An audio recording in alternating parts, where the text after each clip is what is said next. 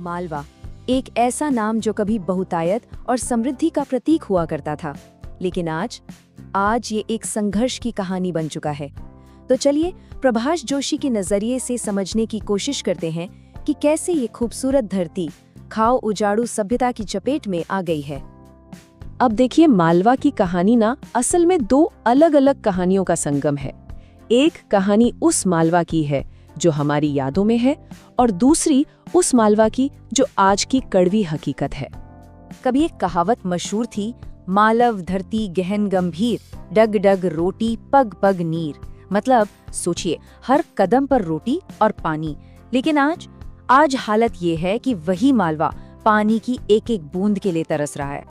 तो होता ये है कि लेखक को एक बार बहुत अच्छे मॉनसून के दौरान मालवा घूमने का मौका मिलता है, और ये यात्रा उन्हें उस पुराने मालवा की एक झलक दिखाती है जो अब बस यादों में ही जिंदा रह गया है। और उस मॉनसून में ना ऐसा लगा मानो जैसे वक्त ही पीछे चला गया हो। शिप्रा, चंबल और नर्मदा जैसी नदियां सालों बाद अपने पूरे उफान पर थीं।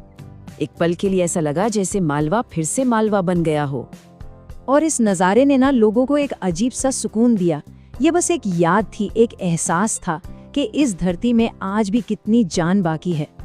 तो सवाल ये उठता है कि भाई, अगर मालवा की धरती में आज भी इतनी ताकत है तो फिर ये सूखी क्यों है?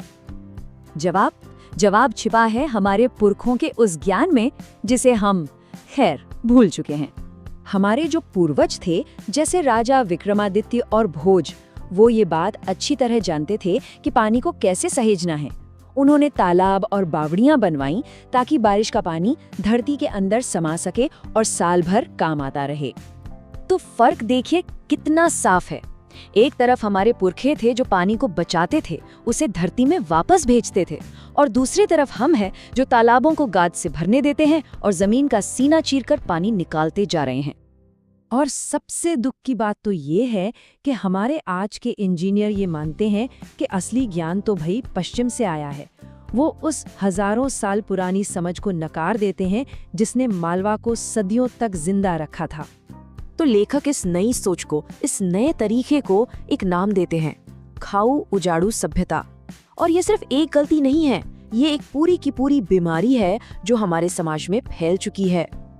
और देखिए, ये सिर्फ कोई खराब इंजीनियरिंग का मामला नहीं है, नहीं, ये एक पूरी की पूरी सोच है जो हमें सिर्फ खाना और उजाड़ना सिखाती है, बिना ये सोचे कि इसका अंजाम क्या होगा। और इस असभ्यता का सबसे भयानक असर पड़ा है मालवा की नदियों पर। जो नदियां कभी साल भर बहती थीं, अब सिर्फ मॉनसून में दिखती हैं। बाकी समय वे शहरों के गंदे नाले बनकर रह जाती हैं। सोचिए, जिन नदियों ने हमारी सभ्यता को जन्म दिया, हम उन्हीं को मार रहे हैं। अब यहाँ से कहानी और भी दिलचस्प हो जाती है। ये जो मालवा की स्थानीय कहानी है ना, ये एक बहुत बड़े वैश्विक संकट से जुड़ी हुई है। असल में जो मालवा में हो रहा है ना, वो सिर्फ मालवा की कहानी है ही नहीं, ये तो पूरी दुनिया की कहानी है।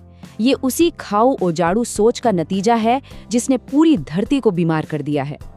पता है, हमारी इस खाओ उलाड़ू जीवन शैली ने धरती का तापमान पहले ही 3 डिग्री सेल्सियस तक बढ़ा दिया है।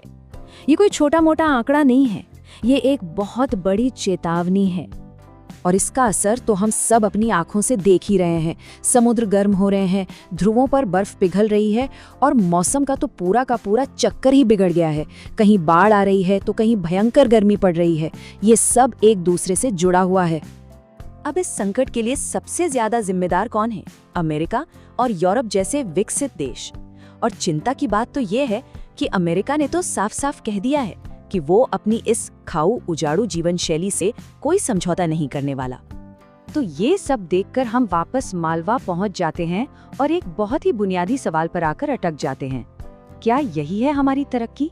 क्या हम इसी को विकास कहते हैं? लेखक तो साफ साफ कहते हैं कि जिसे हम विकास की औद्योगिक सभ्यता कह रहे हैं ना, वो असल में उजाड़ की असभ्यता है। ये तरक्की नहीं बल्कि बर्बादी का रास्ता है। तो हम इसी एक सवाल के साथ इस चर्चा को खत्म करते हैं। क्या अपनी ही जमीन को उजाड़ना, इसी को हम विकास कहेंगे? इस पर सोचना बहुत जरूरी है।